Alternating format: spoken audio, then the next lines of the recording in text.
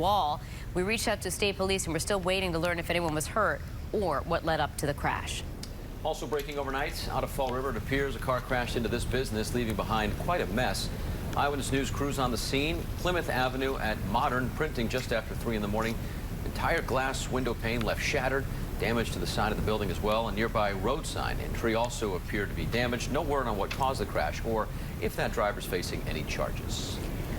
In other news this morning, if you recently may have tested negative for COVID-19, but you feel off, the FDA has a warning you're going to want to hear. Specifically for that rapid test offered at places like the CVS rapid test site at Twin River. FDA saying that specific test could be creating false negatives. And Eyewitness News reporter Kate Walsh is live this morning with more on what you need to know. Well, Patrick and Danielle, of course, a false negative means you actually do have COVID-19, and that's important to document, even if it's asymptomatic or it seems like it may be a mild case, because you're still contagious, and if it goes undetected, you could be spreading it without even knowing it. And Eyewitness News has learned that about a quarter of the tests conducted in Rhode Island so far have been with this Abbott ID Now point-of-care test at the CVS rapid testing site at the Twin River parking lot in Lincoln.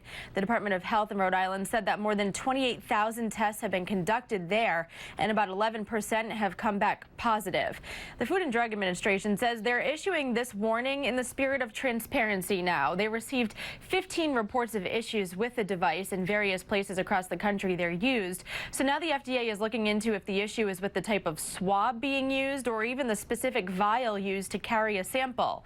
In a statement, the director of Office in Vitro Diagnostics and Radiological Health said, quote, "This test can still be used and can correctly identify many positive cases in minutes. Negative results may need to be confirmed with a high sensitivity authorized molecular test." And Abbott said they will be running studies now using at least 150 confirmed cases of COVID-19 to make sure that the machines are detecting all of those cases accurately. And in the next half hour at 5 o'clock this morning, I'll tell you where in the South Coast, Massachusetts area CVS will be opening more of these rapid test sites.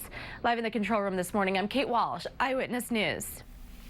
All right, Kate, thank you. Rhode Island's cases continuing the plateau trend with 181 new cases reported yesterday. That puts the total just over 1,200 now. Unfortunately, 6 more people have died from the virus. Death toll in Rhode Island now stands at 468. 2 more people have been hospitalized, putting the total at 271. Number of people in intensive care and on ventilators has gone down. 65 in the ICU, 42 on ventilators. In Massachusetts, another 167 new deaths were reported.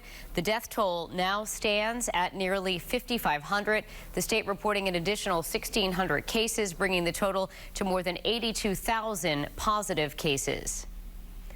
On Capitol Hill today now, the House is going to vote on the Health and Economic Recovery Emergency Solutions Plan here, or HEROES Act. It's a $3 trillion coronavirus relief bill.